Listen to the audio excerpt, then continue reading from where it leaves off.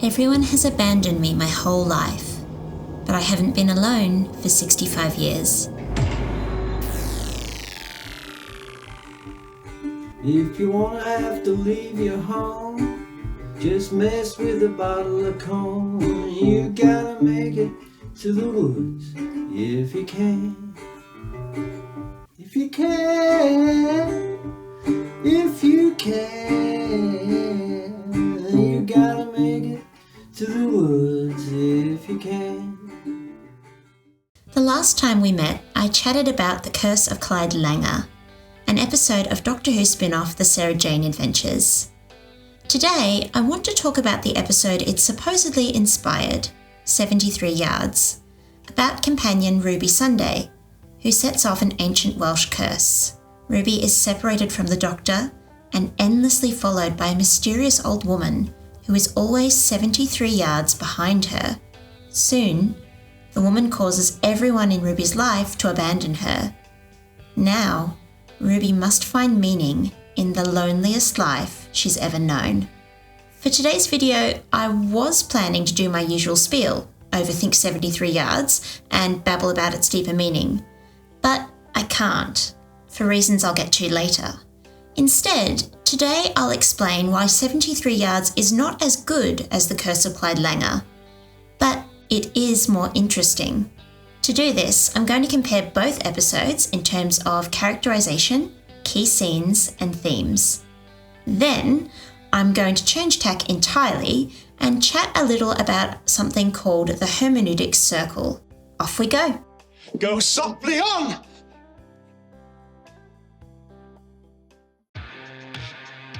Because both 73 Yards and The Curse of Clyde Langer are character pieces, they need strong characterization in order to work. 73 Yards isn't as good as The Curse of Clyde Langer because its main character Ruby Sunday isn't as well written as Clyde Langer. Ruby and Clyde, you might have noticed, are both based on archetypes. Ruby is the sassy young companion from contemporary Earth. Clyde is your archetypal bad boy with a tragic backstory. The difference? Clyde has unique qualities to flesh him out. As I said in my last video, Clyde uses humour to diffuse tension. Cog the Destroyer. Sounds like Cog who watches too many Conan DVDs to me.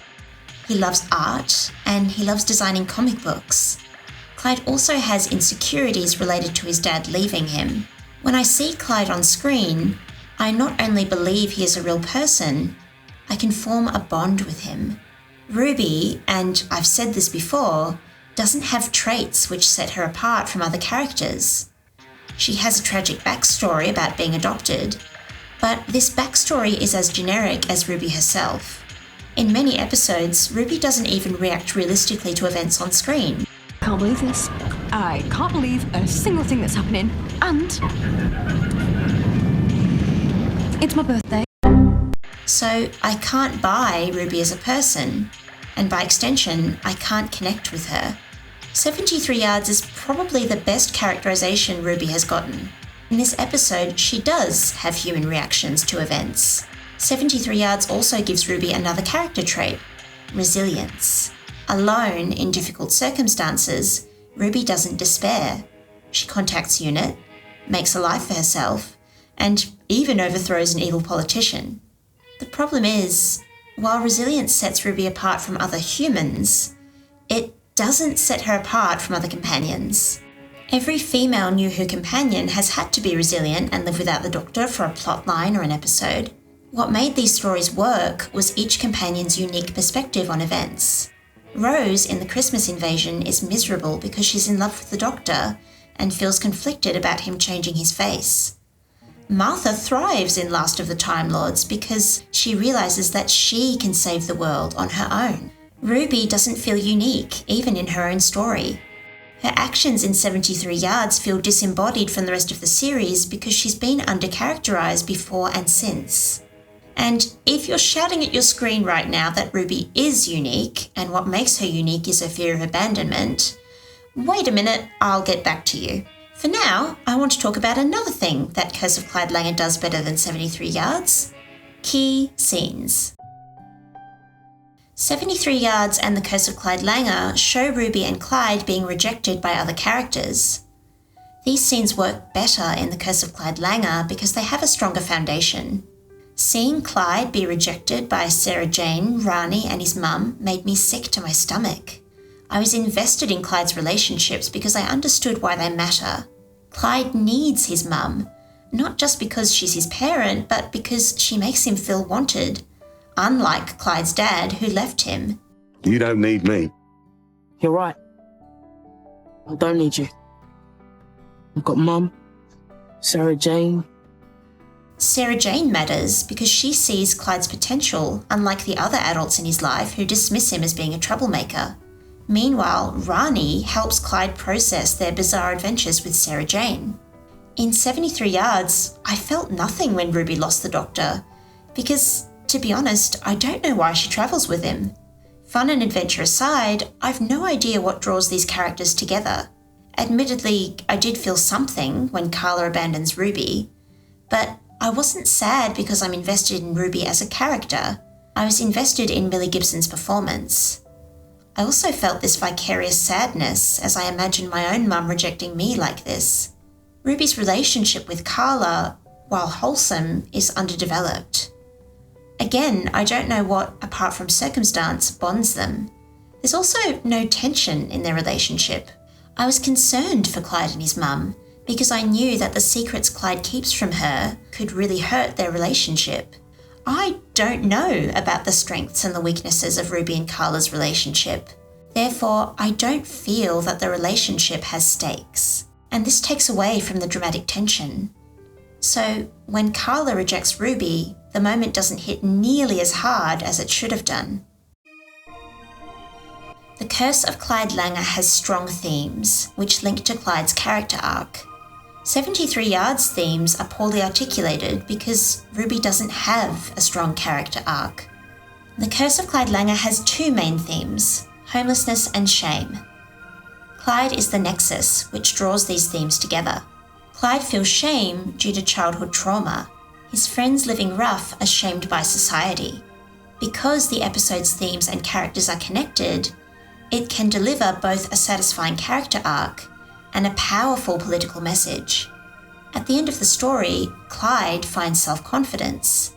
Meanwhile, we, the audience, find a stronger understanding of homelessness. The final scene is like a call to action. Like Clyde, we can save the world by standing up for minority groups. I had trouble figuring out the main themes in 73 Yards, for reasons I'll talk about later, but I've seen other WhoTubers bring up two: extremist leaders and fear of abandonment. Let's start with the first one.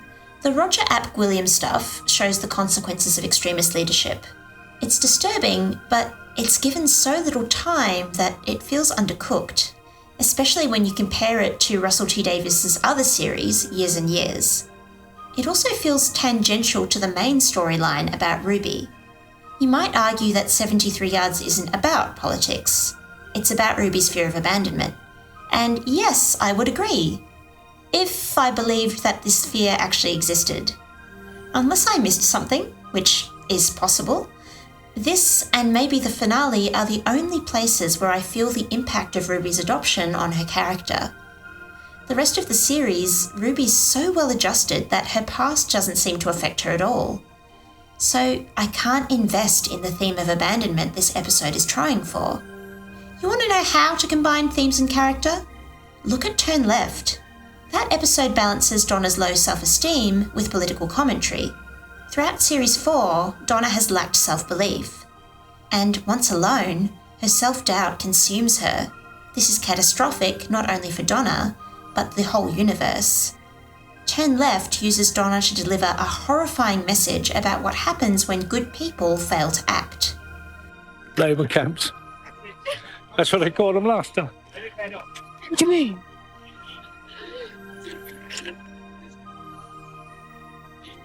It's happening again. As Donna learns her worth, we return to a world where good triumphs over evil. Okay, so 73 Yards doesn't have a strong political message, and its abandonment theme feels hollow. But you know my biggest problem with this episode? It means Nothing. Because at the end of this story, any character development Ruby has had is undone. She feels like the same person at the end of the episode that she did at the start. In fact, she still feels the same at the end of the series as she did at the start. The Curse of Clyde Langer combines characters and themes to make a compelling story. 73 Yards, even though it has interesting themes, doesn't develop them properly. So, I've been rabbiting on for a while now, and you're probably thinking, Lingua, if you hate 73 Yards so much, stop spoiling my fun and go watch an episode you do like. Well, plot twist, I do like 73 Yards. I think The Curse of Clyde Langer is a stronger story, but as a piece of art, 73 Yards is more interesting because it's a blank slate which the viewer has to interpret. When the episode first aired, I didn't know what it was doing. Everyone online had a different interpretation. Queer critics said it's about life in the closet. Others cited Ruby's fear of abandonment. Then I got it. This episode is Doctor Who's answer to the hermeneutic circle. Now, I know that sounds like I'm just using pretentious words for the sake of it, and, well, yeah, kind of, but bear with me. The hermeneutic circle is a bit of philosophy, which explains how our life experiences inform the way that we interpret art. Context is a filter which colours our view of the world. And every time you apply a new filter, you get new meaning. For a better explanation, I recommend Sin Squad's Lion King video, but just to give you an example, when I first watched the season 10 finale of Doctor Who, I was dealing with chronic illness. So I saw Bill's cyber conversion storyline as a metaphor for disability. Meanwhile, some trans people were reminded of gender dysphoria. And one person even called it a metaphor for conversion therapy. How valid these readings are is debatable. Stephen Moffat was probably just trying to write a fun Cyberman story. But art is subjective. If you find evidence for your reading in the text, then you can make an argument for it. In The Curse of Clyde Langer, the work has been done for us. The episode's message about homelessness is explicit, so there's less chance for you to apply your own filter. 73 Yards has an underwritten character and underdeveloped themes. It's also written like a ghost story, which are vague to begin with. This means we have to do more work to make sense of it. More than any other Doctor Who story, 73 Yards belongs to the viewer. What it means is up to you. As someone making videos about my perspective on media, I find that intriguing.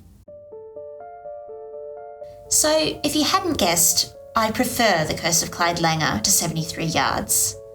My priority is characters, and I think that The Curse of Clyde Langer's characters make it more compelling. But I still find 73 Yards fascinating. 73 Yards is like a crystal ball. It won't show you its message. You have to gaze deep and find out for yourself. The reaction to this episode shows how us fans can engage with this show on so many different levels. It explains why this show can appeal to both little kids and pretentious postgraduates like me. And whatever its faults, that will always be beautiful to me. Thanks for watching Lingua Anomaly. Don't forget that overthinking is a superpower, and there is beauty in the way that you think. As I said in my last episode, I'm not making a TV series? Try again. Every New Who companion has had to be resilient and live without the Doctor for a plotline or an episode. No, they haven't. It's every female companion, sorry. And this takes away from the because I knew that the secrets Clyde keeps from... Clyde? Who's Clyde? Clyde feels shame due to childhood trauma. Childhood trauma? In fact, she still feels the same at the end of the series? But I've seen other YouTubers... What on earth am I saying now? Bloody hell.